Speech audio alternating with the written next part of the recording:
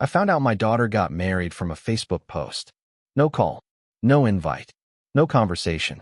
Just a perfectly filtered photo of her in a white dress, beaming beside her new husband and his family, with the caption that gutted me. With the family that always got my back, regardless. And in that one sentence, she made it clear I wasn't part of her life anymore. So the next morning, I made a phone call of my own and sold the house she thought she'd be building her future in. She didn't just leave me out of the wedding. She replaced me, and I wasn't about to keep pretending that didn't mean something. What happened next was rather unexpected. I will tell you everything. First, let me thank you for your continuous support. If you love stories like this one, support us by subscribing to this channel and comment where you are watching us from. It will be great to hear from you. Now let's jump into the details of what happened. I never fancied myself the sentimental type. I'm not the kind of man who cries during movies or keeps shoeboxes full of birthday cards. I fix things, build things. If something's broken, I grab my toolbox. If someone's hurting, I offer space. It's not that I don't feel. I just process it differently. Quietly. On my own time. Maybe that's what made the moment hit harder. Maybe that's why the silence felt so deafening. It started like any other evening. The kind where you've eaten dinner by 6 and end up flipping channels by 7:30, wondering how the day got so long after retirement. My phone buzzed on the coffee table, but it wasn't a call, just a Facebook notification. I don't check it often. Just enough to keep up with old coworkers and distant cousins who post pictures of their dogs dressed like toddlers. I clicked it out of habit. That's when I saw it. A photo, crisp, professional, glowing. My daughter, Jenna, standing in front of a white arch laced with soft pink roses, her smile wide, her hair pinned up in soft curls, and that dress. God, that dress. She looked like her mother for a moment. I hadn't seen that expression on her face in years. Relaxed, radiant, like the world had finally given her everything she'd been waiting for. Her arm was wrapped tightly around a man I'd only heard about in passing. Ryan, I think. She mentioned him a few times. A guy from work. Never said it was serious. I never met him. Never even saw a picture. But there he was, in a tuxedo, grinning like he'd won the lottery. Behind them stood a whole group of strangers, older folks who must have been his parents, maybe siblings, maybe friends. And not a single soul I recognized. My stomach dropped as I read the caption beneath the photo. It said, "With the family that always got my back, regardless." I read it 3 times, slower with each pass. The words blurred, not from bad vision, but because my eyes had started to sting. I blinked hard and leaned back into the couch like something had just punched me in the chest. And maybe it had, because in that one line, in that one frozen moment, Jenna had made something very clear. She'd gotten married. She'd gotten married without me. Without a conversation. Without a call. Without even the basic decency of a heads up. And worse, she'd replaced me. Not just removed me from the picture, but actively claimed someone else as the family that always had her back. I sat there in silence, phone still glowing in my hand. The TV played in the background, but I couldn't tell you what show it was. My ears were ringing. My thoughts were a mess of memories. Braiding her hair before 3rd grade picture day, clapping louder than anyone at her high school graduation, handing her the keys to that damn house I spent 4 months renovating because she said it would be the place she'd grow roots someday. I thought I knew what kind of father I'd been. Not perfect, not always present in the emotional sense, but solid, reliable. The man who showed up. The man who didn't leave, even when life gave him every excuse to. And this is how I found out. Not with a smile. Not with a tearful hug. Not with her slipping her hand into mine and saying, "Dad, meet the man I want to spend forever with." No, I found out through a photo.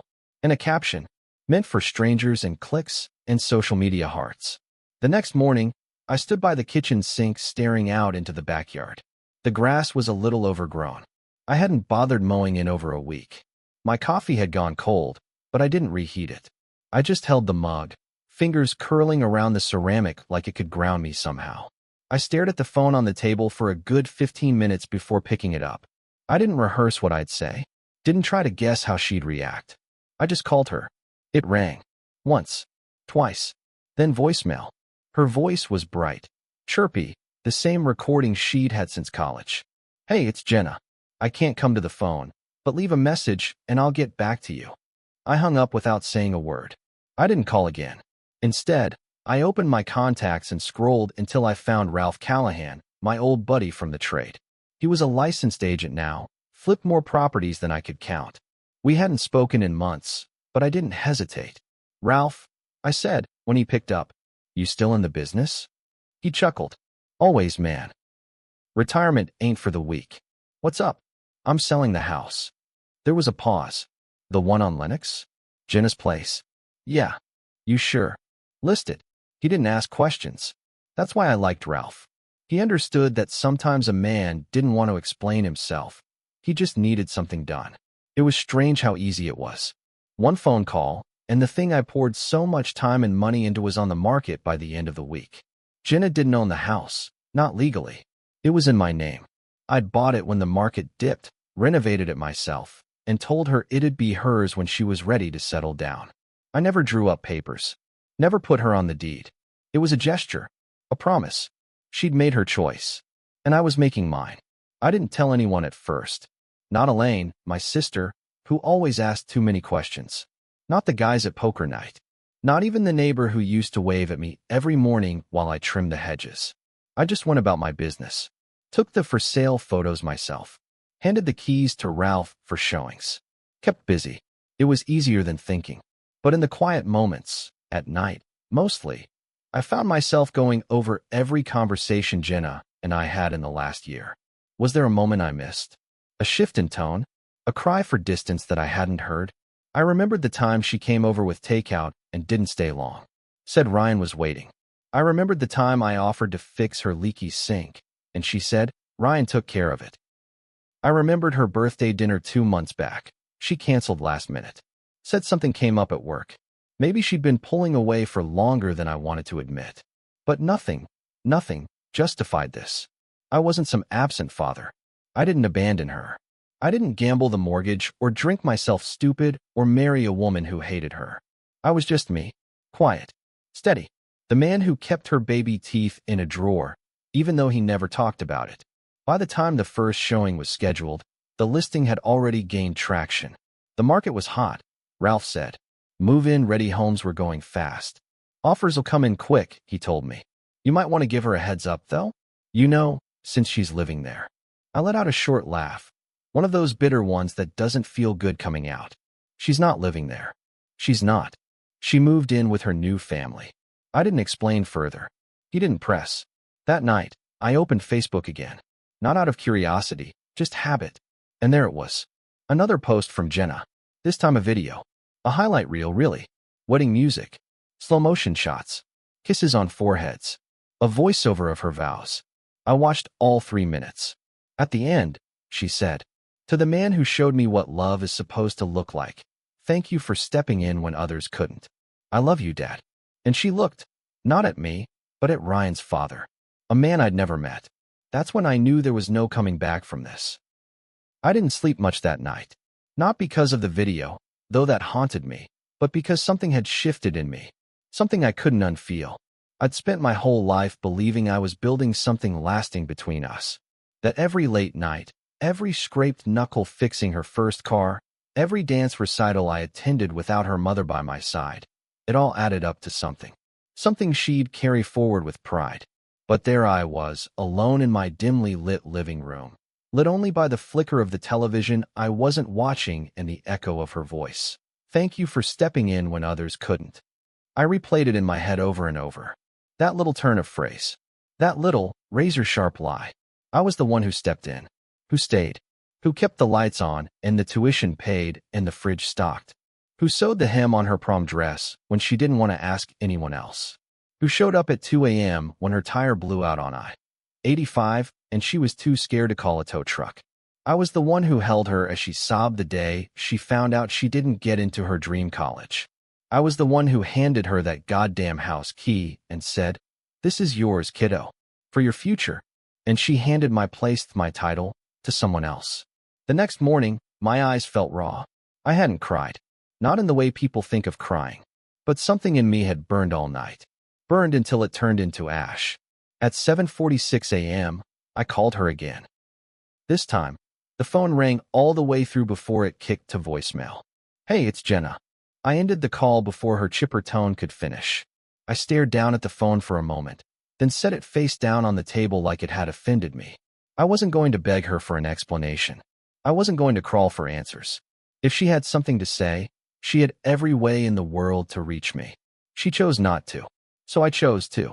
That afternoon, I met Ralph at the house. He was already in the driveway, typing something into his tablet.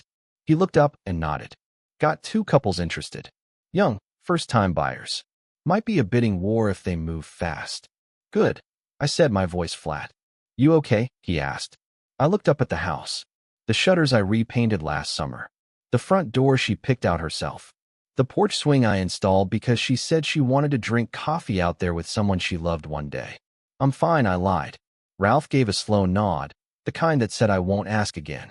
We walked through the house together. He took photos with his phone. I watched him move from room to room, pointing out things to include in the listing. Vaulted ceilings, new appliances, modern backsplash, that built-in bookshelf in the office. That was your work, right? I nodded again. He stopped at the hallway closet, opened it, and whistled. Damn, she left stuff. I stepped over and peeked inside. A jacket, a pair of worn sneakers, a half-filled laundry basket. Like she meant to come back, but didn't. Or maybe she thought she had time. I reached up to the top shelf and pulled down a small cardboard box. It was unmarked, but when I opened the lid, I recognized the contents immediately. Photos. Real ones. Printed. A rarity in her generation. There was one of her and me at a fair, must have been 9 or 10 years ago. Her face covered in funnel cake sugar, my arm slung around her shoulder. Her smile crooked and wide. My eyes tired but happy. Beneath it, a folded letter. Handwritten. I didn't read it. Not yet. I couldn't. I closed the box and set it aside. Let her know she's got a week to get whatever she wants out, I told Ralph. After that, anything left behind goes. You got it, he said. And that was that. The first offer came in 2 days later. Full asking price. Young couple. Pregnant. Looking for a place to settle before the baby came. It stung a little, the way life kept circling around me. Jenna starting hers without me. Another couple moving into what was supposed to be her home. But I signed the paperwork. No hesitation. The day this sold sign went up, I stayed in the truck across the street and just watched. It was surreal. Like watching someone else's life play out in a house you accidentally walked into. I stared at the porch swing. I stared at the flower bed we planted together that spring when she said she wanted to start being domestic. I stared at the window where her cat used to perch for hours. And then I drove home. No music. No distractions. Just the sound of my own breathing and the occasional rattle of tools in the back seat. That night, she finally called. The phone rang once, and I almost didn't pick up. But something in me needed to hear her voice, even if it was only to confirm she still had one. Dad, she said. I didn't respond. I heard about the house, she said, her voice tight. You didn't hear about it, I said quietly. You saw the sign. Like I saw your wedding. There was silence. Then, she said, you didn't even tell me. I laughed. Not because it was funny. Because the hypocrisy was so thick I could barely breathe through it. Is that a joke? I said. Is that supposed to be funny? She exhaled, sharp and frustrated. That was different. Explain it to me, I said. Because from where I'm standing, it feels pretty similar. I didn't tell you because I knew how you'd react. Oh, you knew, huh? I snapped. So you made the decision for both of us. Just like I made the one to sell the house. Look at that. We've got something in common. That house was mine. No, I cut in. That house was mine. I bought it. I renovated it. I held on to it for you. But if I'm not your family, Jenna, if you're standing in a room calling someone else your father, then you don't get to keep the things that came with being my daughter. I could hear her breathing, hard and fast. Is this revenge? No, I said. This is grief. Grief and boundaries. And I think I've earned both. The line went quiet for a moment. Then she said, you're not the only one hurting. And maybe that was true. But she didn't apologize. She didn't explain. She didn't ask to see me. All she said was, goodbye, Dad. And the line went dead. I sat there in the dark, phone in hand, heart beating too loud in my ears. I felt the heat rise in my chest. That raw, Empty kind of heat that comes from being gutted by someone you loved with your whole damn soul. I walked into the kitchen, poured a glass of water, poured it out, poured a glass of whiskey instead. It burned, but not as much as the silence that followed. I was alone, not just physically, but in the way that feels carved into your bones. She was gone, and I had no intention of chasing after her. Not anymore. It sold faster than even Ralph predicted. 5 days after the listing went live, the full-price offer turned into a signed contract. No contingencies, no drawn-out negotiations. Just a clean deal, as if the universe itself wanted to finish the transaction before I had a chance to change my mind. I didn't, not even for a second. Still, the finality of it sat heavy in my chest. I was sitting at the dining room table the morning Ralph texted me the official congrats and a thumbs-up emoji. I stared at it for a long time, not sure if the knot in my stomach was relief or regret, or some sick combination of both. I kept waiting for the guilt to come in waves, the way it does when you realize you've overreacted. But it didn't feel like overreacting. It felt like waking up. Jenna still hadn't reached out again. Not since our last conversation. I didn't expect her to. She was probably still angry, hurt, maybe a little embarrassed, now that the weight of her choices was starting to pull at the corners of her shiny new life. I had no idea where she was living. Maybe with Ryan's parents, maybe an apartment. All I knew was she hadn't been back to the house. Not once. I drove by a few times, mostly out of habit. The sold sign was staked firmly into the lawn. The porch looked bare, and the swing was gone. Whether she took it or the buyers asked for it, I didn't know. I didn't ask. Didn't want to know. Ralph called that Friday. "Hey, you got a minute?" "Yeah," I said, pushing my coffee aside. "There's a bit of a situation." I sat up straighter. "What kind?" She showed up. I didn't need to ask who. "Jenna?" I said anyway, my voice tight. "Yeah, with the husband." They were both pissed. She thought it was a mistake. Said no one told her the closing date. Started demanding access. I ran a hand down my face. "She doesn't live there," I muttered. "I know. And I told her that. But she said you had no right. That you blindsided her." I closed my eyes, jaw clenching. "She's saying she left stuff behind. Wants a few more days before the buyers move in." "She had a month," I said. "She left that place like it was dead to her. Now she wants a grace period." I told her I'd pass it along. "Buyers are flexible for a day or two. But you're the owner. It's your call." I didn't respond right away. I looked out the window. The sky was gray, the kind of heavy autumn overcast that made everything feel 10 pounds heavier. "Let her have the weekend," I finally said. "After that, I'm done." "You sure?" "I'm not going to be the villain in this story, Ralph. Not if I can help it." The next afternoon, I was in the garage replacing the spark plugs on my truck when I heard a car pull up out front. I wiped my hands, stepped outside, and there they were, Jenna and Ryan, standing on my driveway like they were waiting for an audience. She looked tired, eyes puffy, hair pulled back, her usual warmth replaced with something guarded. Defensive. Ryan looked tense, hands in his pockets, avoiding eye contact. I didn't say anything, just crossed my arms and waited. "You couldn't have called?" Jenna snapped. "You didn't answer when I did," I said calmly.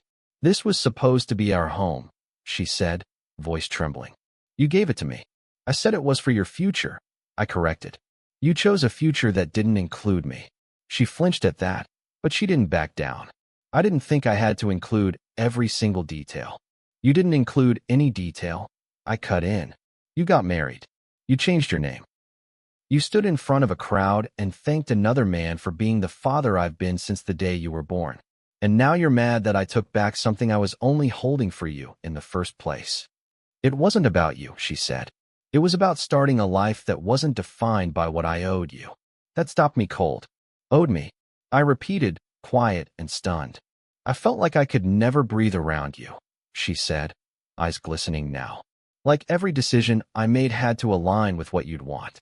I just wanted something for myself. A wedding that didn't come with guilt or expectations or your silent judgment." I stared at her, the air thick between us. She wasn't wrong, not completely. I was hard to read. I kept my thoughts to myself too often. Maybe she mistook that for disappointment. Maybe it was disappointment sometimes. But I never meant to choke her with my love. I only ever wanted to protect her. "You said nothing," I finally said. "You didn't even let me show up." I didn't want you to ruin it. That landed harder than anything else. For a moment, I couldn't speak. Ryan finally stepped forward. Look, we're not trying to fight. She just wanted to say her piece. We'll be out of the house by Sunday. We won't bother you again. I looked at him, really looked at him for the first time. He didn't look cruel or controlling. Just young. Maybe a little overconfident in his place in all this. See that you're not, I said. Then I turned and walked back into the garage. I didn't look back. Saturday passed. Then Sunday. No more calls. No more surprise visits. By Monday morning, Ralph sent me the confirmation. Keys were handed over to the buyers. Jenna never left a note. Never took the box of photos. Never said goodbye. I kept that box, though. Put it in my closet next to some old blueprints I didn't have the heart to throw away. That night, as I sat on the back porch with a beer in hand, my phone buzzed with a text from Elaine. She's pregnant. Just those 2 words. I stared at the screen, unmoving. Then I put the phone down, took a long drink, and let the evening wrap around me like a blanket woven from anger, heartbreak, and the final thread of love I wasn't sure how to cut. Elaine didn't waste time. She showed up the next morning, hair still wet from the shower, purse slung over her shoulder like a woman on a mission. She didn't knock, just opened the front door like she still lived here. I made coffee, I said, not looking up from the sink where I was rinsing out my cereal bowl. Good, she said. I'll need it for this. I didn't answer, just poured her a mug and slid it across the counter like we were back in our 20s, sharing a shitty apartment and a pack of instant ramen between paychecks. Elaine always had opinions. About everything, but especially about Jenna. She never had kids of her own, said the world didn't need more little versions of her, but she adored my daughter. Treated her like she belonged to both of us. Sometimes, I think Jenna confided in her more than she did in me. Maybe that was part of the problem. I heard, she said after a long sip. I didn't ask who told her. Jenna, probably. Or one of her new in-laws. Word traveled fast in our family, especially when it involved drama. I'm not changing my mind, I said. I know, she said, setting her mug down gently. And I'm not here to change it. I'm here to say this is a mess. I looked at her then, really looked at her. Eyes sharp, mouth tight with worry. She wasn't angry, just tired. Like me. She's pregnant, I said. I know, she replied. And that's why I'm here. She's not a kid anymore, Elaine. She made choices. She made mistakes, she said. But so did you. I felt my jaw clench. I didn't leave her out of my life. She left me out of hers. She didn't know how to include you. That's not my fault. No, she said, sighing. But it's not all hers either. I stepped back, folded my arms. She's convinced you don't respect her. That you never really saw her as grown. That every decision she made, career, dating, everything, you judged. I stayed quiet. Elaine pressed on. She said you made her feel like love was alone. That everything came with strings. That cut deeper than I wanted to admit. Does she even know what I gave up? I asked, voice low. How many jobs I turned down so I could be home after school? How many vacations I skipped to pay for her damn braces? I didn't ask her to repay me. I just wanted to be part of her life. She doesn't see it that way. Then she's blind. Elaine's silence said more than her words ever could. After a long pause, she added, she said something else. About the house. I turned away, but she kept going. She said you gave it to her to control her. That it was never really a gift. That's bullsh. She said the minute she tried to assert herself, you took it back. I slammed the dish towel on the counter. No, I took it back when she erased me. When she stood in front of her new husband's family and called them her real one. When she let another man play father at her wedding. That house was never a leash. It was a legacy, but she burned the bridge. I just watched it fall. Elaine said nothing for a while. Finally, she got up, kissed my cheek, and whispered, "You're not wrong, Marcus. But you're not blameless either." Then she walked out the same way she came in, quiet, firm, unapologetic. I didn't leave the house the rest of the day. Didn't check my phone. Didn't turn on the TV. I just sat in my recliner and stared at the ceiling fan spinning overhead, round and round, like time was mocking me. I was halfway through a beer when my phone buzzed. I almost ignored it, but something made me check. It wasn't Jenna. It was a number I didn't recognize. No name. Just a voicemail. Curious, I pressed play. The voice was smooth, deliberate, and full of sugar-coated venom. "Hello, Marcus. This is Diane, Ryan's mother. I wanted to reach out directly since it's clear you've been making some decisive choices regarding Jenna's future. I have to say, I'm shocked. Selling the house. Without even a conversation? What kind of father does that to his daughter? Especially when she's expecting. Jenna may not say it, but she's devastated. You're punishing her for being happy, for moving on. And let me remind you, Marcus, families fight. They disagree. But cutting your child off for not inviting you to her wedding? That's not tough love. That's just cruelty. I expected better. We all did." Click. I stared at the screen for a long time after that. The nerve. The audacity. I'd never even met this woman. She didn't know me. Didn't know my history or what Jenna and I had been through. And yet she spoke like she had all the facts, like she was qualified to judge what kind of father I'd been for over 2 decades. I replayed her words in my head. "You're punishing her for being happy." No, I wasn't punishing Jenna for happiness. I was reacting to betrayal. That voicemail lit a fire in me that hadn't burned in years. It reminded me why I couldn't just pretend everything was fine. Why I couldn't just show up with a smile and hand over the house key like nothing had been lost. Because something had been lost. Not just the house. Not just the trust. But the image of a daughter who saw me as her foundation. And once that image shattered, all I had left was a choice. My peace. Or their version of family. And I'd made mine. The new owners were set to move in by Friday. I didn't have to be there. I wasn't the landlord anymore, and the place wasn't mine to manage. But something about letting go without seeing it through felt wrong. I needed one last look. Not for closure, exactly. Closure's a myth. You don't wrap grief in a bow and file it away. But I wanted, I don't know, maybe to say goodbye. The house sat quiet when I pulled up, its windows catching the morning sun like blinking eyes. The sold sign was gone. The porch was bare.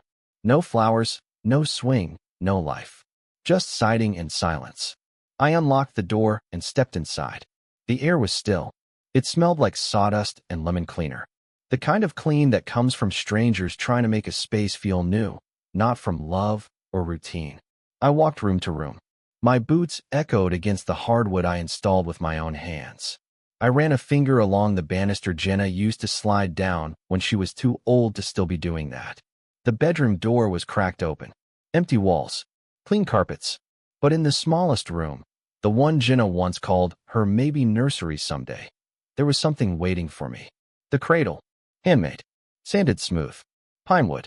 The very first piece of furniture I ever built after retirement. I crafted it for her future, back when I thought she might want to pass something down. Something real. She'd cried when I gave it to her. Said it made her feel seen. And now it sat there, untouched.